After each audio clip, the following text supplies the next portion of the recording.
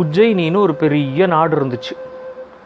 அந்த நாட்டோட ராஜா பேர் விஜயபாலன். அந்த விஜயபாலனுக்கு 2 பசங்க. பெரியவன் பேர் தேவிபாலன், சின்னவன் பேர் ரவிபாலன். அந்த உஜ்ஜயினி நாட்டுக்கு பக்கத்தில் நாகநாடுன்னு ஒரு நாடு இருந்துச்சு. அந்த நாகநாட்டு ராஜாவுக்கும் இந்த விஜயபாலனுக்கும் எப்பயுமே சண்டை தான். அது மாதிரி ரெண்டுமே எனிமி கண்ட்ரிஸ், இந்தியா பாகிஸ்தான் மாதிரி. அப்போ பார்த்தா ஒரு நாளைக்கு என்ன பண்ணால், இந்த நாகநாட்டு ராஜா இருக்கான்ல, அவனால் இந்த விஜயபாலனை ஜெயிக்கவே முடியல போரில். அதனால என்ன பண்ணான், பிளான் பண்ணி இந்த தேவிபாலனையும் ரவிபாலனையும் எப்படியாவது நம்ம கடத்திடணும் அப்படின்னு சொல்லி முடிவு பண்ணான். அந்த கடத்தலுக்காக ஒரு 10-15 பேரை அரேஞ்ச் பண்ணி மெதுவாக இந்த உஜ்ஜயினி நாட்டுக்குள்ளே கொண்டு வந்தான். அவங்க கடத்துகிற சமயத்தில் பார்த்தா இந்த ரவிபாலன் எப்படியோ தப்பிச்சிட்டான். இந்த தேவிபாலன் மட்டும் அவங்கள்ட்ட மாட்டிக்கிட்டான். மாட்டிக்கிட்ட உடனே அவங்க தேவிபாலனை கடத்திக்கிட்டு நேராக நாகநாட்டுக்கு கொண்டு போயிட்டாங்க. கொண்டு போனோடனே இந்த உஜ்ஜயினியில் எல்லா இடத்துலையும் இந்த தேவிபாலனை தேடுறாங்க. ஏன்னா இந்த விஜயபாலனுக்கு அப்புறமா தேவிபாலன் தானே அந்த நாட்டுக்கு ராஜா ஆகணும் உஜ்ஜயினிக்கு. அதனால நம்மளோட அடுத்த இளவரசர் எங்கே, ராஜா எங்கே அப்படின்னு சொல்லி எல்லாரும் தேடுறாங்க. யாராலையும் இந்த தேவிபாலனை கண்டே பிடிக்க முடியல. உடனே பார்த்தா உஜ்ஜயினியில் எல்லாம் பயங்கர சோகமாயிட்டாங்க. இப்படி கொஞ்சம் வருஷம் போச்சு. அதுக்குள்ளே இந்த ரவிபாலன் நல்ல பெரியவனாக வளர்ந்துட்டான். உடனே இந்த உஜ்ஜயினியோட ராஜா சொன்னால், தேவிபாலனை கண்டுபிடிக்க முடியல, தேவிபாலன் உயிரோடு இருக்கானா இல்லையாங்கிறது தெரியல, அதனால் எனக்கு அப்புறமா இந்த ரவிபாலன் தான் இந்த நாட்டுக்கு ராஜா ஆகணும் அப்படின்னு சொல்லிட்டார். அதுக்கப்புறம் கொஞ்ச நாள் கழித்து இந்த விஜயபாலன் செத்து போயிட்டார். அப்போ என்னாச்சு, இந்த ரவிபாலன் இந்த உஜ்ஜயினி நாட்டுக்கு ராஜாவாக ஆயிட்டார். ஆன உடனே அவருக்கு கல்யாணம் ஆச்சு. அந்த ரவிபாலனோட ராணி பேர் ரதி தேவி. இந்த ரவியும் ரதியும் இந்த நாட்டில் ரொம்ப நல்லா இருந்துகிட்டு இருந்தாங்க, இந்த உஜ்ஜயினி நாட்டில். அந்த உஜ்ஜயினி நாட்டுக்கு பக்கத்தில் பார்த்தா ஒரு பெரிய மலை கோவில் ஒன்று இருந்துச்சு. நல்லா மலை மேலே ஏறி போகணும். மலை மேலே ஒரு 2-3 கிலோமீட்டருக்கு மேலே ஏறி போகணும். ஏறி போனால் தான் அந்த கோவிலுக்கே போக முடியும். மலை மேலே அப்படியே காடாக இருக்கும், அது மேலே ஏறணும். அந்த காட்டுக்கு நடுவில் ஒரு பெரிய அருவி வேற உண்டு, நீர்வீழ்ச்சி. அது ரொம்ப ஹைட்லேருந்து கொட்டும் அந்த தண்ணி. அதை மாதிரி அந்த காட்டில் இருக்கிற அந்த மலை மேலே இருக்கிற கோவிலுக்கு இந்த ரவிபாலனும் அந்த ரதி தேவியும் ஒவ்வொரு வாரமும் போவாங்க. போயிட்டு அங்கே பூஜையெல்லாம் பண்ணிவிட்டு திரும்ப வருவாங்க. ஒரு தடவை அதை மாதிரி பூஜையெல்லாம் பண்ணிவிட்டு திரும்ப வரும்போது அந்த மலையிலேருந்து கீழெல்லாம் இறங்கி வந்துட்டாங்க. வந்ததுக்கு அப்புறம் பார்த்தா ஒரு வெள்ளை தாடியோட நல்ல வயசான துறவி ஒருத்தர் இருந்தாருங்க, ஒரு முனிவர். அவர் இவங்க வரும்போது எழுத்தாப்பில் வந்தார். வந்துட்டு இந்த ரவிபாலன்கிட்ட, மகாராஜா நான் உங்கள்கிட்ட கொஞ்சம் நேரம் பேசணும், தனியாக பேசணும் அப்படின்னார். உடனே இந்த ரவிபாலனும் சரி அப்படின்ட்டு அந்த ரதி தேவியை நீ அரண்மனைக்கு போ அப்படின்னு சொல்லி கொஞ்சம் போர் வீரர்களோட ரதி தேவியை அரண்மனைக்கு அனுப்பிச்சிட்டாரு. இந்த ராஜாவோட காவலுக்கு ஒரு 2-3 போர் வீரர்கள் இருந்தாங்க. அவங்களோட அங்கே உட்காந்துக்கிட்டு இந்த துறவியோட சின்ன குடிலுக்கு வந்தாங்க. ஒரு குடிசை மாதிரி இருக்கும்ல அவங்கெல்லாம் வச்சுருக்கிறதுக்கு, அந்த மாதிரி அந்த குடிசைக்கு வந்தாங்க. வந்த உடனே அந்த துறவி கொஞ்சம் நேரம் பூஜையில் உட்காந்துருந்தார், அப்படியே கண்ணை மூடிட்டு. அப்புறமா இந்த ரவிபாலன்கிட்ட சொன்னார், நீங்கள் அடுத்த வாரத்துலேருந்து இந்த மலை கோயிலுக்கு நீங்கள் வர வேண்டாம் அப்படின்னாரு. உடனே ஏன் அப்படின்னு கேட்டார் இந்த ரவிபாலன். இந்த நாகநாட்டில் சின்ன வயசில் உங்கள் அண்ணன் தேவிபாலனை கடத்திக்கிட்டு போயிட்டாங்கல்ல, அந்த தேவிபாலனுக்கு டெய்லி மருந்தை கொடுத்து அந்த தேவிபாலனோட மைண்டை ஃபுல்லாக மாற்றி அந்த தேவிபாலனை உங்களுக்கு எகென்ஸ்டாக இப்போ பெருசாக திருப்பி வச்சுருக்காங்க. அந்த தேவிபாலன் இந்த மலைக்கோவிலில் பிச்சாடன மூர்த்தின்னு ஒரு சாமி இருக்குது. அந்த சாமிக்கு எப்படியாவது உங்களை பலி கொடுக்குறேன் அப்படின்னு சொல்லி தேவிபாலன் ஒரு சபதமே எடுத்திருக்காரு. அதனால் நீங்கள் மலை கோயிலுக்கு போனீங்கன்னா தேவிபாலன் உங்களை கொல்றதுக்கான சான்ஸ் இருக்குது. அதே மாதிரி அந்த நாகநாடு இருக்குல்ல, அந்த நாகநாட்டோட ராஜாவை இந்த உங்கள் அப்பா விஜயபாலன் வந்து தோக்கடிச்சதுக்கப்புறம் அவர் என்ன பண்ணியிருக்காரு, அவரும் ஒரு சாமியார் மாதிரி மாறி அந்த காட்டுக்குள்ளே எங்கேயோ சுற்றிட்டு இருக்கார், அந்த மலை காட்டுக்குள்ளே. அவர்கிட்ட நீங்கள் மாட்டினீங்கனாலும் உங்களுக்கு வந்து ரொம்ப ஆபத்து. அதே மாதிரி தேவி பாலனையும் அவர் வந்து மனசு மாற்றி அந்த காட்டில் வச்சுருக்காரு. தேவி பாலன்ட்டு நீங்கள் மாட்டினீங்கனாலும் தேவி பாலன் உங்களை இழுத்துக்கிட்டு போய் அந்த பிச்சாடன மூர்த்திக்கு பலி கொடுத்துருவார். அதனால் நீங்கள் வந்து அந்த மலை கோவிலுக்கு போக வேண்டாம். ஆனால் உங்கள் ராணி ரதி தேவி போகிறதுல எந்த ப்ராப்ளமும் கிடையாது அப்படின்னு சொன்னார். உடனே இந்த ரவிபாலன் வந்து சொன்னார், இந்த மாதிரி இல்லை, நான் வந்து மலை கோயிலுக்கு போய் என்னை வந்து தேவிபாலன் வந்து தாக்கிறதுக்கு வந்தார்னா கூட என் கையில் என்னோடய வாள் இருக்குது, நாங்கள் 2 பேரும் வாள் சண்டை போடுவோம், அப்படியே நான் செத்தேன்னா கூட என்னோடய அண்ணன் கையால் தானே நான் சாகிறேன், பரவாயில்ல அப்படின்னார். உடனே அவர் வந்து, ராஜா நீ நல்ல வீரமாக பேசுகிற, அது ரொம்ப நல்லது, ஆனால் வந்து உனக்கு ரிஸ்க் இருக்குது, நீ வந்து அங்கே போகாத. இந்த நாகநாட்டு ராஜா இருக்கான்ல, அவன் வந்து இந்த தேவிபாலனை வச்சு உன்னை அந்த பிச்சாடன மூர்த்திக்கு பலி கொடுத்ததுக்கு அப்புறமா தேவிபாலன்ட்ட என்ன சொல்லியிருக்கான், உஜ்ஜயினிக்கு உன்னை ராஜா ஆக்குறேன் அப்படின்னு சொல்லியிருக்கான். உஜ்ஜயினிக்கு ராஜா தேவிபாலன் ஆன உடனே இந்த நாகநாட்டு ராஜா வந்து தேவிபாலனையும் கொன்னுட்டு உஜ்ஜயினி நாட்டை அவன் பிடிச்சிக்கணும்னு பார்க்குறான் அப்படின்னு சொன்னார். சொன்ன உடனே இந்த ரவிபாலன் கொஞ்சம் யோசித்தார். சரி, அடுத்த வாரத்துலேருந்து நான் வந்து மலை கோயிலுக்கு போகல, என்னால் வந்து தேவிபாலனோட உயிருக்கு ஆபத்து வர வேண்டாம் அப்படின்னு சொல்லிட்டார். அதுக்கப்புறம் பார்த்தா இந்த ரவிபாலன் வந்து அந்த மலை கோவிலுக்கு போகிறதே இல்லை. இந்த ரதி தேவி மட்டும் வாரம் போயிட்டு வருவாங்க. இந்த ரவிபாலனுக்கு என்னென்னா, நமக்கு அப்புறமா இந்த நாட்டை வந்து ஆள்றதுக்கு ஒரு இளவரசன் இல்லையே அப்படின்னு சொல்லி ரொம்ப ஏக்கமாக இருக்கும். எப்படியாவது நமக்கு ஒரு பையன் பிறந்துச்சுன்னா அந்த பையனை வந்து நல்லா வளர்த்து இந்த நாட்டை வந்து அந்த பையன்கிட்ட கொடுக்கணும், அடுத்த ராஜாவாக்கணும் அப்படின்னு சொல்லி இந்த ரவிபாலனுக்கு ரொம்ப ஆசையாக இருந்துச்சு. ஆனால் அவங்களுக்கு குழந்தையே இல்லை.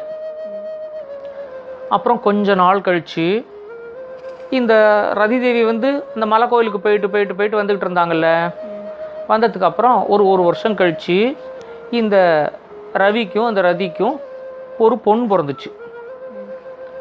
பொண்ணு பிறந்தோடனே அந்த பொண்ணுக்கு வந்து இவங்க வருணவின்னு பேர் வச்சாங்க.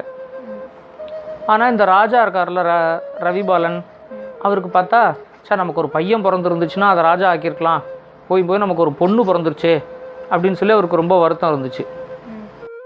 பையனாக இருந்தால் என்ன, பொண்ணாக இருந்தால் என்ன, குழந்தை ஆரோக்கியமாக இருக்கணும், அவ்வளோதானே முக்கியம். அவர் அதை பார்க்கல, எனக்கு பையன்தான் வேணும் அப்படின்ட்டு இருந்தார். ஆனால் பொண்ணு பிறந்துருச்சு. அதனால் இந்த ரவிபாலன் பார்த்தோன்னா அந்த குழந்தைய தூக்கி கொஞ்சவே மாட்டார், அந்த ரதி தேவியை பார்க்க வரவே மாட்டார்.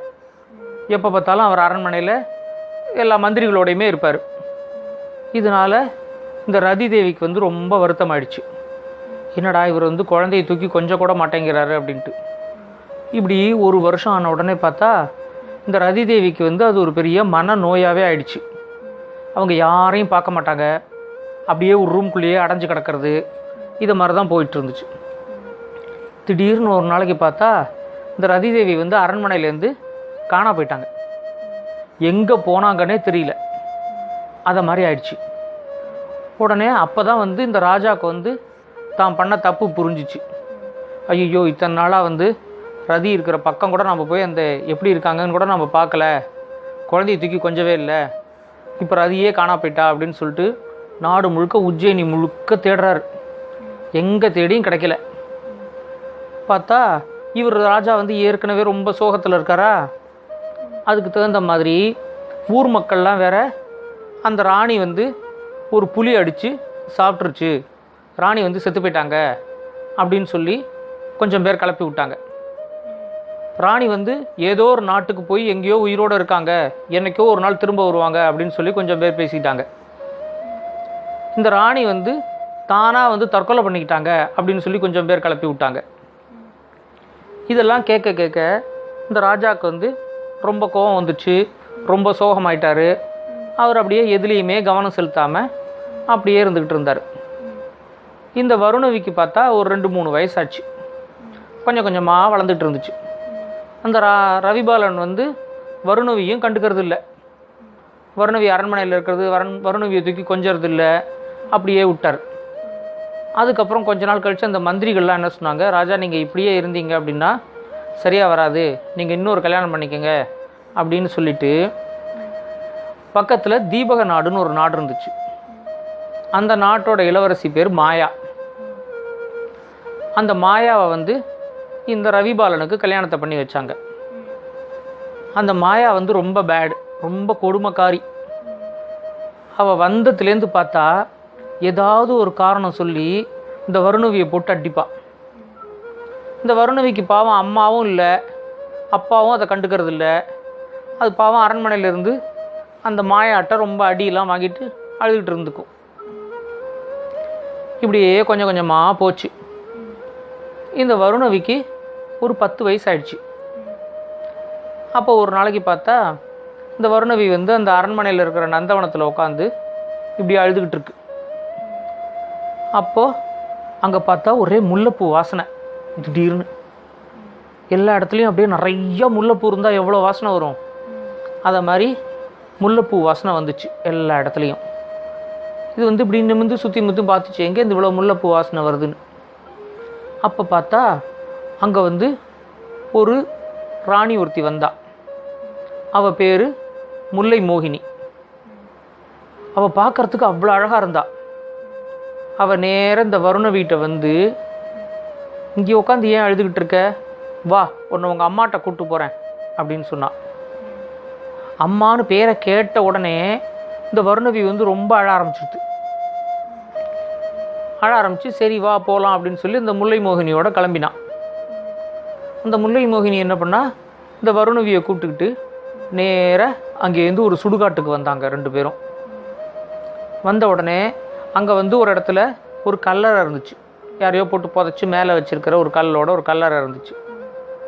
கல்லறை இருந்த உடனே இந்த முல்லை மோகினி என்ன பண்ணா, பாரு இங்கே தான் உங்கள் அம்மா இருக்காங்க இந்த கல்லறைக்குள்ளே அப்படின்னு சொல்லி அந்த கல்லறையை காமிச்சா. உடனே எங்கள் அம்மா உயிரோடு இல்லையா அப்படின்னு கேட்டு அந்த வருணவி வந்து ரொம்ப அழுது அந்த கல்லறையில் உட்காந்து அழுதுகிட்டு இருந்துச்சு. அதுக்கு வந்து அம்மா வந்து உயிரோடு இருந்தால் எவ்வளோ நல்லாயிருக்கும் அப்படின்னு சொல்லி ஒரே ஆசையாக இருந்துச்சு. ஆனால் அம்மா உயிரோடு இல்லை அப்படின்னு நினச்ச உடனே அது ரொம்ப அழுக வந்துருச்சு. உட்காந்து அழுதுகிட்டு இருந்தா. அதுக்குள்ளே பார்த்தா இந்த முல்லை மோகினி வந்து அங்கேருந்து காணா போயிட்டா. காணா போனோடனே இந்த முல்லை மோகினியே நம்ம அம்மாவாக இருந்தால் எவ்வளோ நல்லாயிருக்கும், எவ்வளோ கைண்டாக இருக்கா அப்படின்னு சொல்லி இந்த வருணவி வந்து யோசிச்சுட்டு இருந்துச்சு. ஆனால் அதுக்கு வந்து திரும்ப அரண்மனைக்கு போகிறதுக்கு இஷ்டமே இல்லை. ஏன்னா அங்கே மாயா இருப்பாங்க, ரொம்ப கொடுமை பண்ணுவா அப்படிங்கிறதுனால அரண்மனைக்கு போகிறதுக்கும் அதுக்கு இஷ்டமே இல்லை. இந்த கல்லறையிலேயே உட்காந்து அழுதுகிட்டே இருந்துச்சா. அப்படியே சாயந்தரம் ஆகி கொஞ்சம் கொஞ்சமாக இருட்ட ஆரம்பிச்சிருச்சு. இருட்ட ஆரம்பித்த உடனே இந்த வருணவிக்கு வந்து பயம் வந்துருச்சு. ஐயோ நம்ம ரொம்ப நேரம் இங்கேயே இருந்துட்டோம் போல இருக்கே, இப்போ அரண்மனைக்கு போகிறதுக்கு வழியும் தெரியல, எப்படி போகிறதுன்னு தெரியலையே அப்படின்னு சொல்லி யோசிச்சுட்டு இருந்தா. அப்போ பார்த்தா ஓனாயெல்லாம் ஊழாயிடுது. அங்கே இந்த சுடுகாட்டில் பேயெல்லாம் இருக்குமோ அப்படின்னு வேற அதுக்கு பயம் வந்துருச்சு இந்த வருணவிக்கு. உடனே அங்கேருந்து அழுதுகிட்டு எழுந்திரிச்சு வர பார்த்தா திடீர்னு ஒரு குதிரையெல்லாம் வர்ற சத்தம் கேட்டுச்சு. ஒரு போர் வீரன் அந்த குதிரையில் வந்து இறங்கினான். அந்த போர் வீரனை பார்த்த உடனேயே அந்த வருணவிக்கு தெரிஞ்சிடுச்சு இது அரண்மனையில் இருக்கிற ஒரு போர் வீரன் அப்படின்ட்டு. அந்த மாயா ராணி இருக்கால, அந்த மாயா ராணியோட பாதுகாப்பில் இருக்கிற ஒரு போர் வீரன். அவன் வந்து வருணவியை பார்த்து, இங்கே என்ன பண்ணிக்கிட்டு இருக்கீங்க, அரண்மனையில் எல்லாரும் உங்களை தேடிக்கிட்டு இருக்காங்க, மாயா ராணியும் தேடிக்கிட்டு இருக்காங்க, நீங்கள் இங்கே உட்காந்து என்ன பண்ணிகிட்டு இருக்கீங்க சுடுகாட்டில், வாங்க முதல்ல அரண்மனைக்கு அப்படின்னு சொல்லி இந்த வருணவியை கூப்பிட்டான். இந்த வருணவிக்கு போகிறதுக்கு இஷ்டமே இல்லை. இந்த அம்மாவோடையே இந்த கல்லறையில் இருக்கலாம் அப்படின்னு தோணுச்சு அதுக்கு. ஆனாலும் இந்த போர் வீரனோட நடந்து நேராக அரண்மனைக்கு வந்தா. அந்த போர் வீரன் சொன்னான் இந்த வருணவிக்கிட்ட, நாளைக்கு வந்து மலைக்கோவிலில் உங்கள் அம்மாவுக்கு வந்து பூஜையெல்லாம் பண்ணுறாங்க, நான் கூப்பிட்டு போகிறேன் உங்களை, மாயாராணிக்கு தெரியாமல் நான் கூப்பிட்டு போகிறேன், நீங்கள் என்னோட மலைக்கோவிலுக்கு வாங்க அப்படின்னு சொன்னான். உடனே இவங்க அம்மாவுக்காக பூஜையெல்லாம் பண்ணுறாங்க மலைக்கோவிலில் அப்படின்னு சொன்னோடனே இந்த வருணவியும் வரேன் அப்படின்னு சொல்லிட்டா. அடுத்த நாளைக்கு காலையில் இந்த வருணவியும் அந்த போர் வீரனும் கிளம்பி இங்கேருந்து மலைக்கோவிலுக்கு போகிறாங்க. நடந்தே போனாங்க. இந்த போர் வீரன் வந்து அவனோட குதிரையை வந்து நடத்தி கூப்பிட்டு வந்தான். பக்கத்தில் வருணவி நடந்து வந்தான். 2 பேரும் மலைக்கோவிலுக்கு போனாங்க. போனால் அந்த மலைக்கோவிலில் ஒரு துறவி ஒருத்தர் உட்காந்துருந்தார். அந்த துறவியை சுற்றி ஒரு 2-3 பேர் உட்காந்துருந்தாங்க. ஏதோ பூஜையெல்லாம் நடந்துகிட்டு இருந்துச்சு. உடனே வருணவி நினச்சா, ஆமாம் இந்த போர் வீரன் சொல்கிறது உண்மைதான், இங்கே ஏதோ துறவியெல்லாம் உட்காந்து ஏதோ பூஜையெல்லாம் பண்ணிகிட்டு இருக்காங்க, நம்ம அம்மாக்காக தான் பூஜை பண்ணுறாங்க போல இருக்குது அப்படின்னு நினச்சிக்கிட்டு இந்த வருணவியும் அந்த கோவில் வாசலுக்கு வந்தான். உடனே இந்த போர் வீரன் சொன்னால், இங்கே இருக்கிற அருவியில் வந்து மூஞ்சி கை காலெலாம் அலம்பிக்கிட்டு அதுக்கப்புறமா நம்ம கோவிலுக்குள்ளே போகணும் அப்படின்னு சொன்னான். சரின்னு 2 பேரும் அந்த அருவிக்கு வந்தாங்க. இந்த வருணவி போய் அந்த அருவி தண்ணியில் மூஞ்சியெல்லாம் அலம்பிக்கிட்டு கை காலெலாம் அலம்பிக்கிட்டு இருந்தா. அதுக்குள்ளே பார்த்தா பின்னாடி ஏதோ சத்தம் கேட்டுச்சு. என்னன்னு திரும்பி பார்த்தா இந்த போர் வீரன் வந்தான்ல, அவன் கையில் ஒரு கத்தி இருக்குது. அந்த கத்தியால் அவன் வந்து வருணவியை கொல்றதுக்கு வந்திருக்கான். அதுக்குள்ள பார்த்தா எங்கேருந்தோ இன்னொரு போர் வீரன் ஒருத்தன் வந்தான். அந்த போர் வீரன் வந்து இந்த வருணவியை கொல்றதுக்காக ஒருத்தன் வந்தான்ல, அவனோட பயங்கரமாக சண்டை போட்டாங்க 2 பேரும். சண்டை போட்டதில் இந்த வருணவியை கொல்றதுக்காக வந்த போர் வீரன் இருக்கான் பாரு, அவன் வந்து கத்தியால் அந்த இன்னொருத்தனை குத்துறதுக்கு பார்த்தான். அவன் அதுக்கெல்லாம் வழியே கொடுக்கல. அவன் கையை பிடிச்சி முறுக்கி அவன் கையிலேருந்து கத்தி கீழே விழுந்த உடனே அவன் மூஞ்சியிலே 4 குத்து விட்டான். குத்து விட்ட உடனே அவன் வந்து வலி பொறுக்க முடியாமல் ஐயோ அம்மான்னு கத்திக்கிட்டு அந்த மலையில் ஒரு இடத்துல குதித்து அங்கேருந்து ஓடி போயிட்டான்.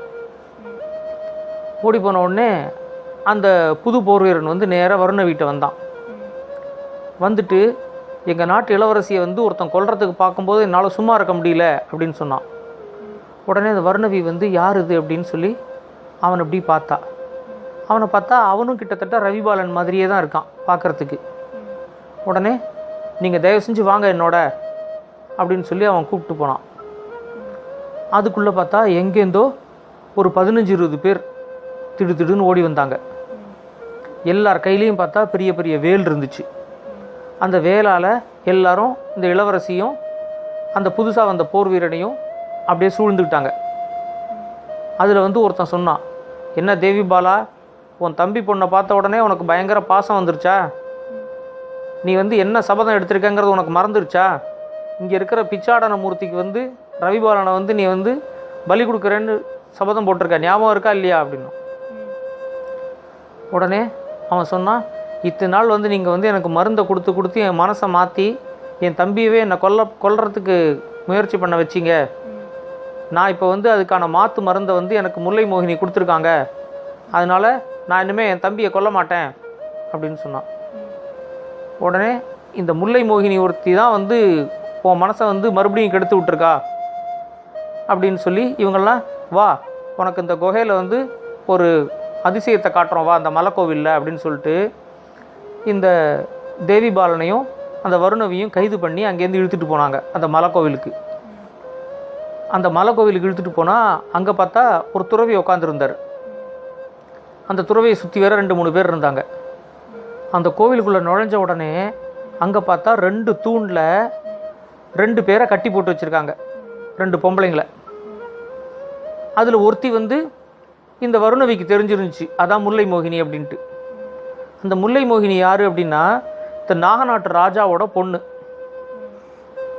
இந்த நாகநாட்டு ராஜா வந்து இந்த காட்டில் வந்து சாமியாராக சுற்றிட்டு இருந்தார்ல, அப்போ வந்து இந்த தேவி பாலனையும் பிடிச்சிட்டு போய் தேவி பாலனுக்கு மருந்தை கொடுத்து தேவி பாலனை வந்து எப்படியாவது ரவிபாலனை கொல்ல வைக்கணும் அப்படின்னு சொல்லி முயற்சி பண்ணாங்க. ஆனால் அது வந்து இந்த முல்லை மோகினிக்கு பிடிக்கவே இல்லை. ஸோ அதுக்கான ஒரு மாற்று மருந்தை தேவி பாலனுக்கு கொடுத்து தேவி பாலனை வந்து அந்த எண்ணத்துலேருந்து கொஞ்சம் கொஞ்சமாக மாற்றிட்டு வந்துட்டாங்க. மாற்றிட்டு வந்த உடனே தேவி பாலனும் வந்து எங்கள் தம்பியை வந்து நான் கொல்ல மாட்டேன் அப்படிங்கிற முடிவுக்கு வந்துட்டார். அந்த தூணில் கட்டி போட்டிருந்த இன்னொரு ராணி இருக்காங்கல்ல, அவங்க யாருன்னா அவங்க தான் இந்த ரதி தேவி. இந்த சாமியாராக கீழே உட்காந்துருந்தார் பார் ஒருத்தர், அவர் தான் அந்த நாகநாட்டோட ராஜா. அவர் வந்து சாமியாராக தெரிஞ்சுக்கிட்டு அந்த இடத்துல வந்து இருந்தார். உடனே அவர் சொன்னார், அந்த மாதிரி தேவி பாலா, நீ உன் தம்பி வந்து ரவிபாலனை நீ கொல்றதுக்கு வந்து மாட்டேன்னு சொல்லிட்ட. இப்போ பாரு, உங்கள் எல்லாரையும் நான் கைது பண்ணி இங்கே கொண்டு வந்துட்டேன்.